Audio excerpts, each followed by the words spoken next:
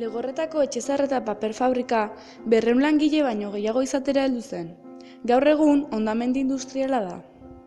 Paper fabrika oso garrantzitsua izan zen Legorretarrentzat. Gutxi gora bera ikusteko zenbateko pisua zuen 1958 urtean 1.300 biztanle zeuden Legorretan, eta horietatik 223 pertsonak egiten zuten lan papeleran. Ordutik aurrera langileen kopurua jaisten joan zen, eta 2006erako asko nabaritu zen jaitsiera. Gaur egun fabrika hondamendian dago. Juan Jose Etxezarreta Ezkiotarrak 1902an ireki zuen paper fabrika. Gerra hasi baino lehen 100 langile baino gehiago zituen. 1951an Juan Jose hil eta bere suigen esku gelditu zen paper fabrika. Haietako bat Nafarra zen, eta handik hainbat langile ekarri zituen. 1973tik aurrera langileen kopurua gutxitu egin zen. Irati Otamendik bere karreren amaierako proiektu gisa Legorretako paper fabrika ikertu zuen. Gaur egun ordea honen ustez gerra galdua da eta paper fabrikaren hondamendiak ez du atzera bueltarik. Fabrika ixtera zihoala, labeko 6 ordezkarik esan zuten hasiera-hasieratik hondamendi bat izan zela fabrikaren antolazioan. Da enpresa bat betitik ezautu deuna, papelera. Jaiozko hemen zeon, guk hemen ezautu deu. Eta, bueno, guk ingen estudiok, eta izkenen buka genduen lanen papelera. Nionekin nituen, 24 urte bigen hemen. Eta seginen, puesto xumetik eta pasagen duen fabrikako puesto guztik. Pasta nola itezan, alderdi baten, pabili baten, eta beste makinazioan da papela nola itezan. Dana pasagen duen, da, bueno, uste terrintzako izan dola aberasgarri, zatik lanpostuk 125 personak momentu haietan lan egiten hemen, Legorretako.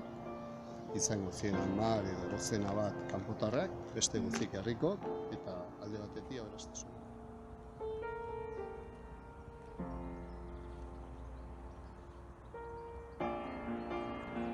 Hasieran artisaueran gehien bat kartoia eta honen deribatuak egiten zituzten. Gareseko hainbat langile etorri ziren papelerara eta horregatik Legorretako lurretan etxebizitzak eraikitzen hasi ziren langileakan bizitzeko. 50. hamarkadan Valentzia, Extremadura, Galizia eta Andaluziatik etorri zen papelerara lanera. Fabrikak inoiz edukitako langile kopuru handiena lortuz, 223. Lan baldintzak kaskarrak zituzten, eta naiz eta lanordu guztiekin bete, baita ere ordu estrekin ez zuten bizimodu erraza izaten. Garai honetan ere, normala zen 13-14 urterekin papeleran lanean hastea. Hauentzat zaila izaten zen ofizial izatera iristea.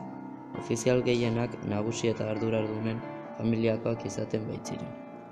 Batzu voluntariok eta bestekin voluntariok. Eta borroka hortan, izkenen egoten ziren multak, eta izkenen kontu zien enpresario jendek ezala dana diru irabaztea, baizik diru zati bat gaztau barra zala, medioamentik kaso iteko, errekagarbi mantentzeko, eta horren arazo ondina zen kontzientzik ez zeola, legeik ez zerela, eta situazio hori pixkana aldabiltzen. Bi pabelloi, enpresa behituta, etxemini dauken alderdia behituta, hor kalderatzeon, eta orduan gendun alde batean itezan egurre deskargau, pastakin itezan garai hartan, eta pasta hori egurre bihurtzezan pasta. Oso ondo, bale, eskerrik asko.